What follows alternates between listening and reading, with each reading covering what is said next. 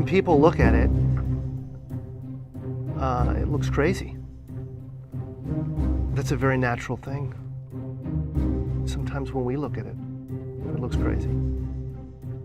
It is the result of reasoned engineering thought, but it still looks crazy. From the top of the atmosphere down to the surface, it takes us 7 minutes. It takes 14 minutes or so for the signal from the spacecraft to make it to Earth. That's how far Mars is away from us. So when we first get word that we've touched the top of the atmosphere, the vehicle has been alive or dead on the surface for at least 7 minutes.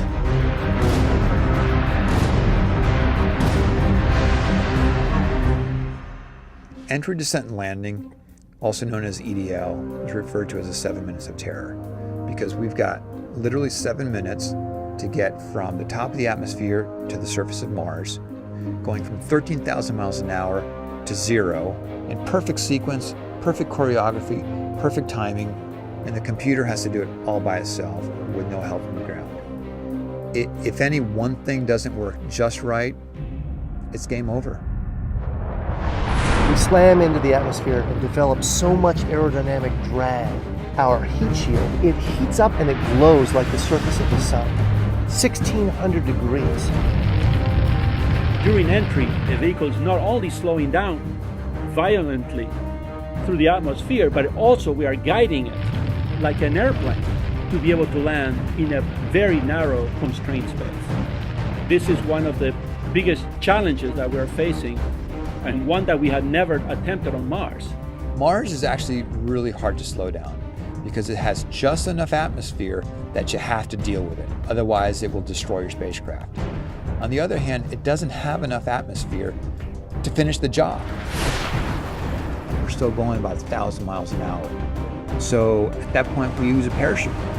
The parachute is the largest and strongest supersonic parachute that we've ever built to date. It has to be able to withstand 65,000 pounds of force, even though the parachute itself only weighs about 100 pounds.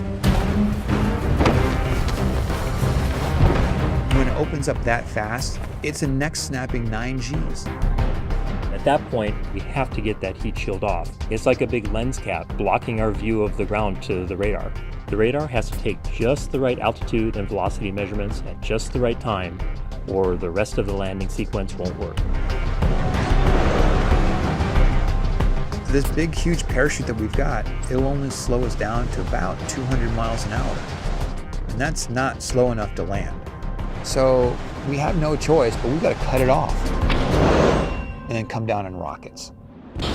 Once we turn those rocket motors on, if we don't do something, we're just going to smack right back into the parachute. So the first thing we do is make this really radical divert maneuver. We fly off to the side. Diverting away from the parachute, killing our horizontal velocity and our vertical velocity, getting the rover moving straight up and down so it can look at the surface with its radar and see where we're going to land. And we head straight down to the bottom of a crater, right beside a 6-kilometer high mountain. We can't get those rocket engines too close to the ground, because if we were to descend propulsively with our engines all the way to the ground, we would essentially create this massive dust cloud. That dust cloud could then go and land on the rover.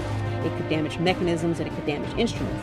So the way we solve that problem is by using the Skycram maneuver. 20 meters above the surface, we have to lower the rover below us on a tether that's 21 feet long, and then gently deposit it on its wheels on the surface. As the rover touches down and is now on the ground, the descent stage is in a collision course with the rover. We must cut the bridle immediately and fly the descent stage to a safe distance from the rover.